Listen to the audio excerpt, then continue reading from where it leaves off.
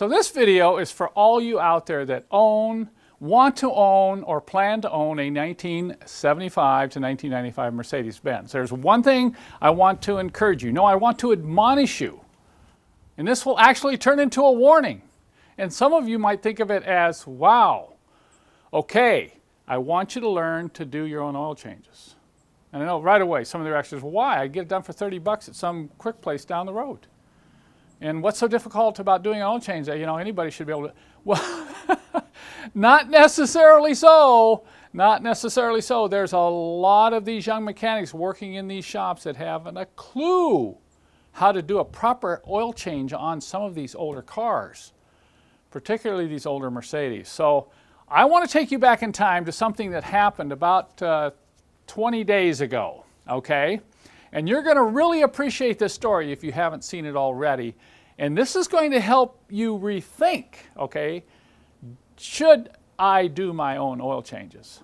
This is part 2 in a continuation of our quest to find the severe, and I'm going to repeat, a severe oil leak in this 300E. The owner, who I know quite well, and who I won't divulge in either part 1 or part 2, reported to me that he lost 3 quarts of oil in 7 miles. He took it into a shop, and I won't mention the name of this shop particularly unless the shop is not willing to pay for the owner's pain and suffering. And we're going to be talking to the shop about this. But I said, there's no way. They were telling him he needed a new pan gasket, a new rear main seal, a new valve cover gasket, which cost him $1,800.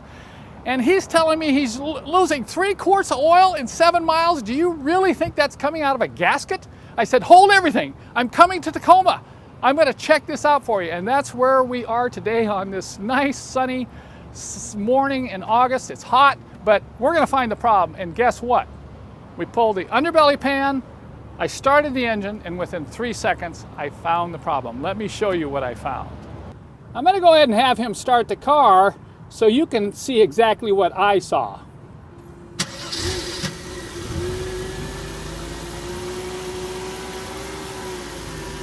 Can you see that? Can you see that leak? Now you tell me, is that just a gasket? I don't know if you're going to be able to see what I saw, but I said, hey, the only thing that can pump that much oil has to be coming out of the oil filter. And guess what? We got up top here, took a look at the oil filter, and watch this.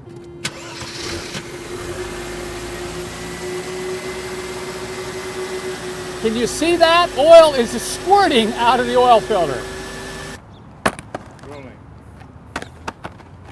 So what do you think? Is this worth about $1,800?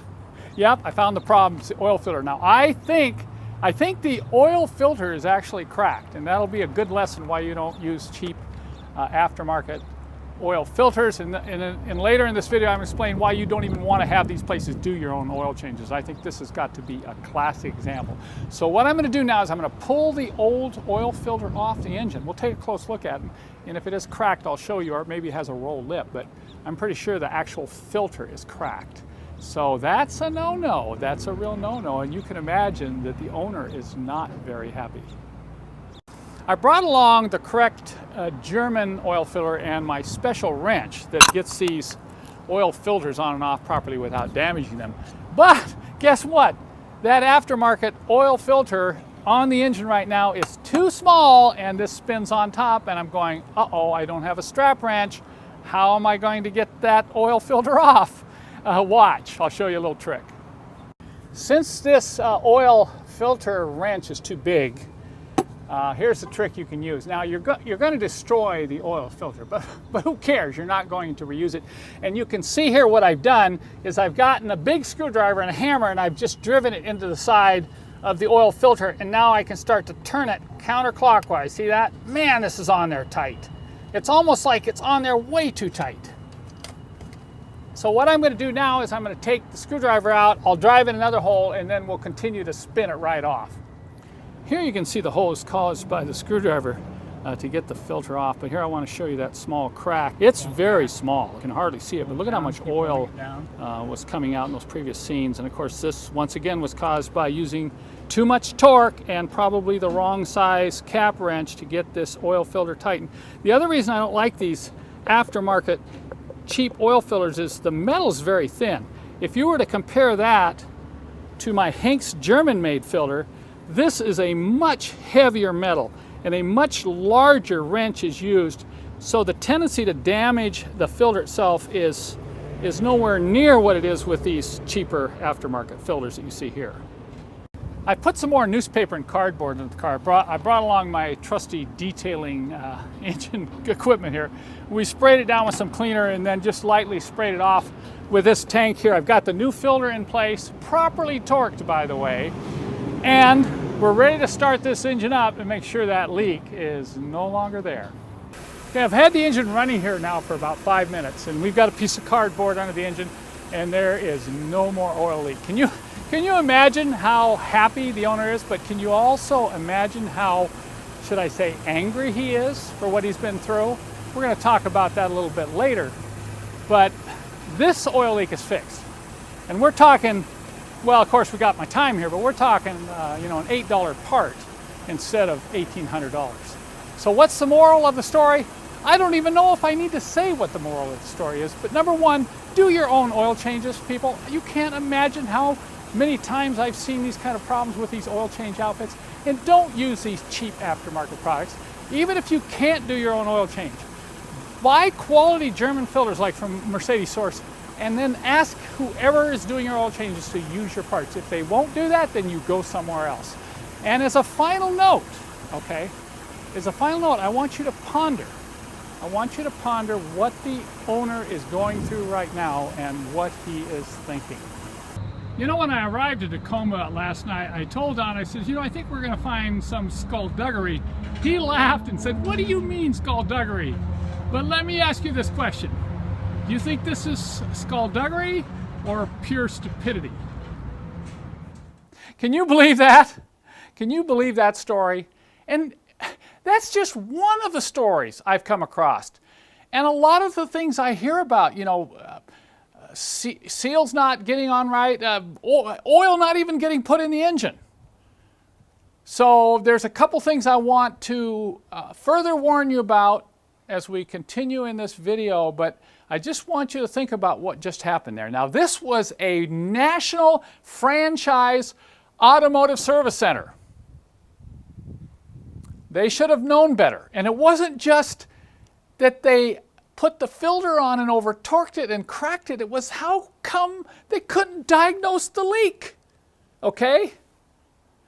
And I'm not going to say who this was because they did take care of the owner. They did compensate him for his time, pain, and suffering. So I agreed I would not divulge what company this was. But, you know, this just goes on and on. And since I know about so many of these stories within people I know, what about all the millions of people I don't know about? And how many other problems have occurred because somebody didn't get the oil filter on right, somebody didn't get the pan plug tight, and heaven forbid, somebody didn't even put the oil in the engine. So this is something you can do yourself. I have a lot of resources that I've written about. What I'll do is I'll go and put in below in the show more description of the video right below here, I'll just put some links. I have some video instructions, I have written instructions. We send out instructions with our filters. So I know this is going to help you. I have a video on using a fluid extractor, which I feel is the best way to do an oil change. So, you know, it's not something that you need to avoid. You can actually do this yourself. It's not something you're particularly going to save a lot of money on, but other than the fact that it's going to get done right, I like the fact that you're doing the oil change, you're getting your head in the engine compartment about every 3 months. And you'll start to notice, well, this isn't right. What about this over here looks kind of weird. What about this leak? So it helps you do preventative maintenance because you have your head inside the engine compartment. Now, for those of you, this is just a final little tip. For those of you who say, no, I just don't want to do it, it's too messy, I don't have a place to do it, I'm in an apartment.